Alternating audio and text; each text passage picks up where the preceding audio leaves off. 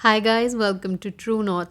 So in today's lecture we're going to be covering the current affairs of 16th March 2024. तो सबसे पहले article में हम देख रहे हैं the first Indian state to buy land in the union territory of Jammu and Kashmir बन गया है महाराष्ट्र। तो महाराष्ट्र ने 2.5 एकड़ लैंड लिया है नियर दी श्रीनगर एयरपोर्ट, जहाँ पे कि कंस्ट्रक्ट किया जाएगा महाराष्ट्र भवन for the tourist of Maharashtra visiting JNK। तो इस न्यूज़ का सिग्निफिकेंस ये है कि आर्टिकल 370 के एब्रोगेशन के पहले only the permanent residents of JNK could bye land in the state. अब जो है JNK यूटी में पहला इंडियन स्टेट जो लैंड खरीदने जा रहा है दैट इज़ महाराष्ट्र।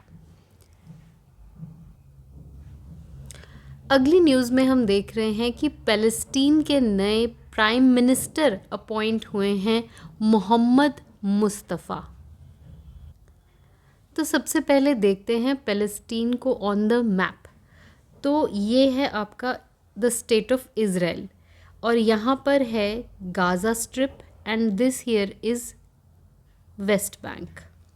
तो ये जो दो टेरिटरीज़ हैं West Bank and the Gaza strip, ये मिला के आती हैं आपकी पैलेस्टीनियन टेरिटरीज़, यानी कि ये है पैलेस्टीन।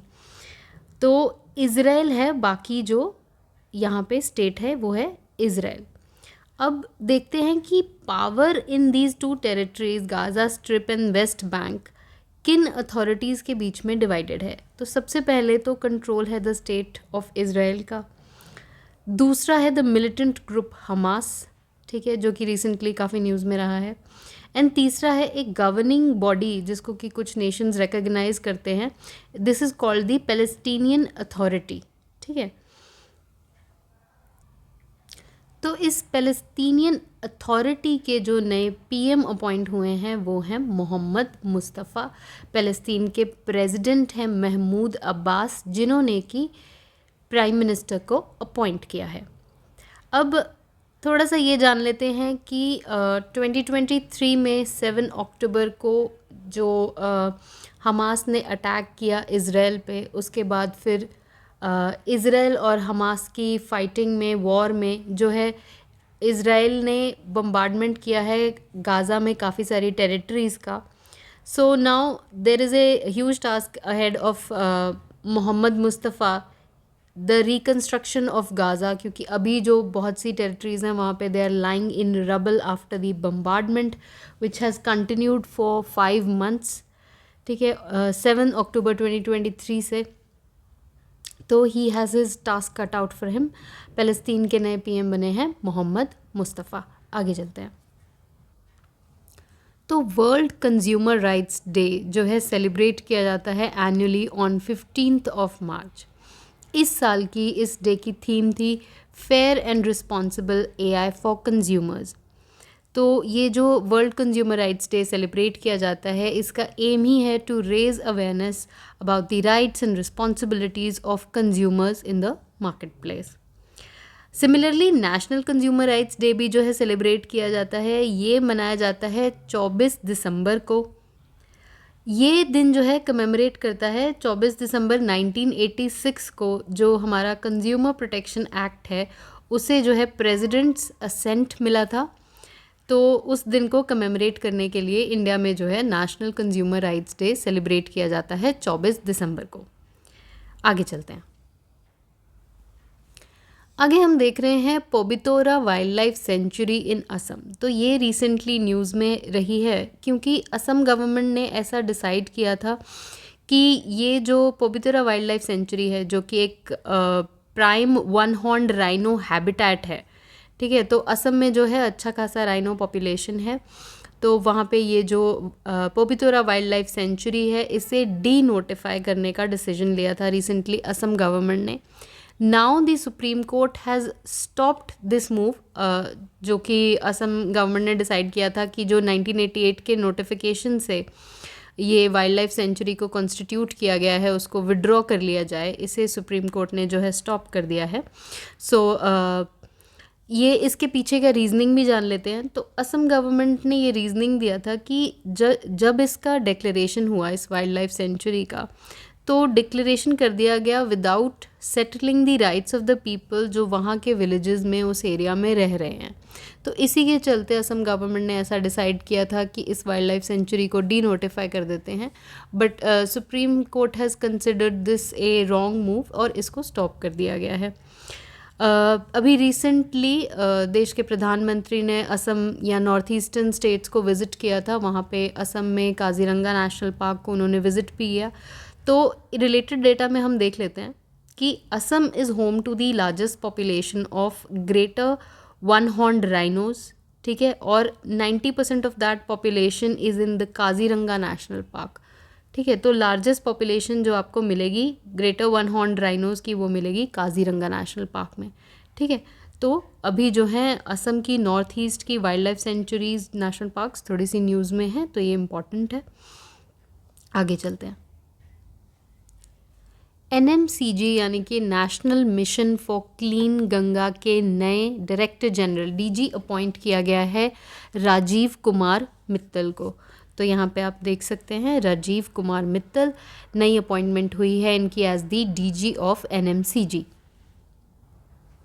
एक और अपॉइंटमेंट देख लेते हैं। तो CBSE के नए चेयरपर्सन अपॉइंट किया गया है राहुल सिंह को। यहाँ आप देख सकते हैं Rahul Singh, new chairperson of CBSE।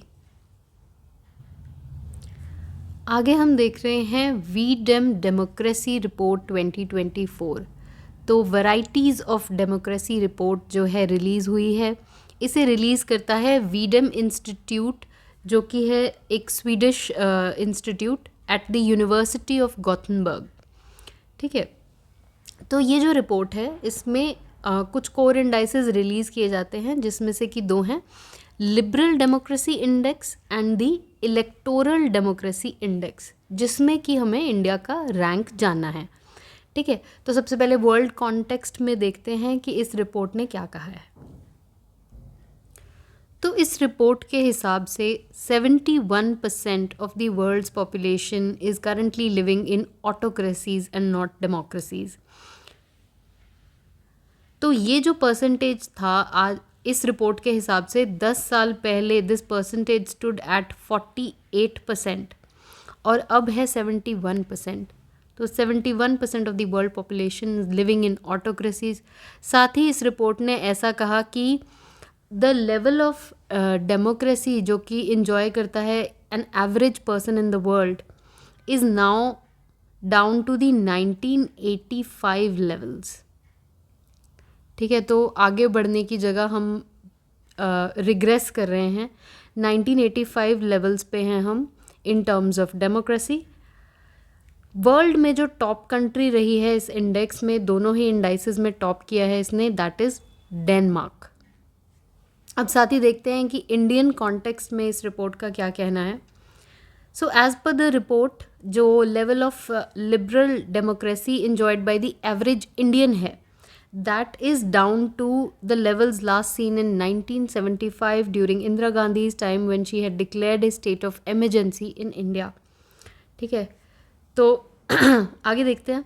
So India को जो है डाउनग्रेड कर दिया गया था to the status of an electoral autocracy in 2018 and currently भी इसी कैटेगरी में है ये। Only the scores have worsened. नीचे देखते हैं। तो वीडम की जो रिपोर्ट है कंट्रीज़ को कैटेगराइज करती है into 4 regime types: liberal democracy, electoral democracy, electoral autocracy and a closed autocracy.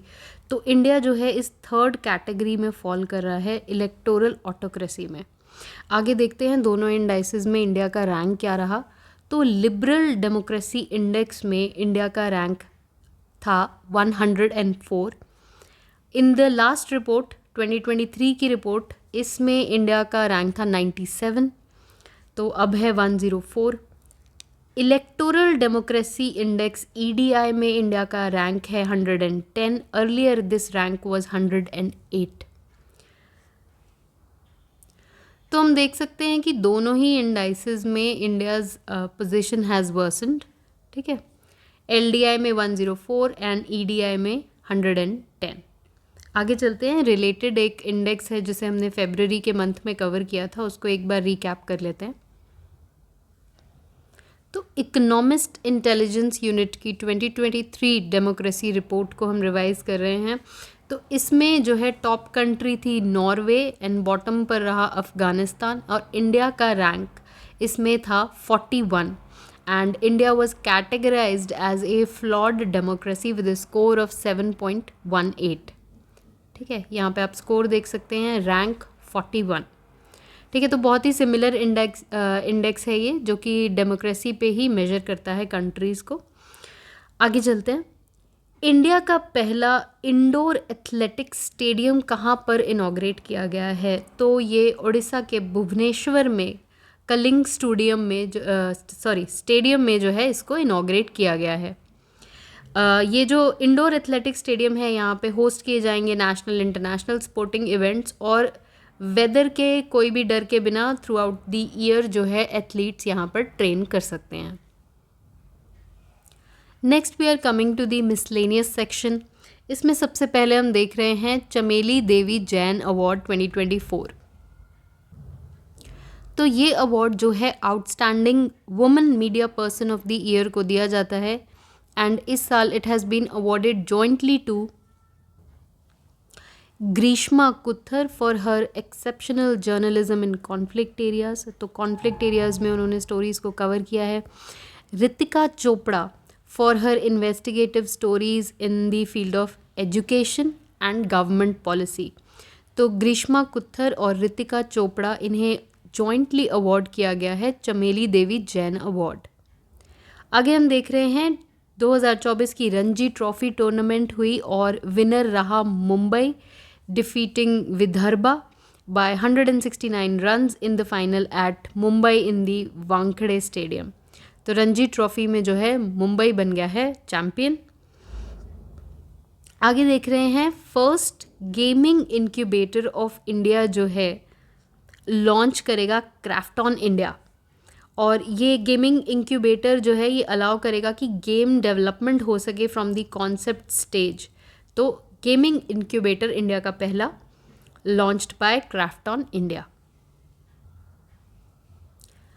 आगे हम देख रहे हैं US to bring first of its kind resolution at the United Nations. तो यूएस जो है स्पीयर हेड कर रहा है the first UN resolution on artificial intelligence.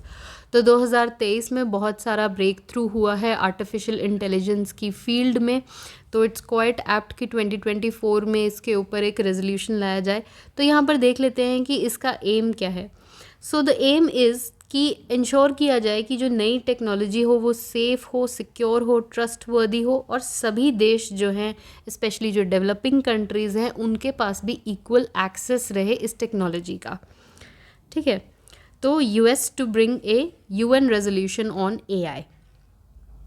इसके बाद हम देख रहे हैं कि illegal trade of shark body parts में जो है Tamil Nadu is at the top, और ये रिपोर्ट जो है जो इसको हाईलाइट करती है दैट इज़ बाय ट्रैफिक, जो कि एक एनजीओ है, and the world wide fund for India जो है इसने हाईलाइट किया है कि Tamil Nadu is leading in the illegal trade of shark body parts, accounting for nearly 65% of the seizures जो कि 2010 से लेके 2022 के बीच में किए गए।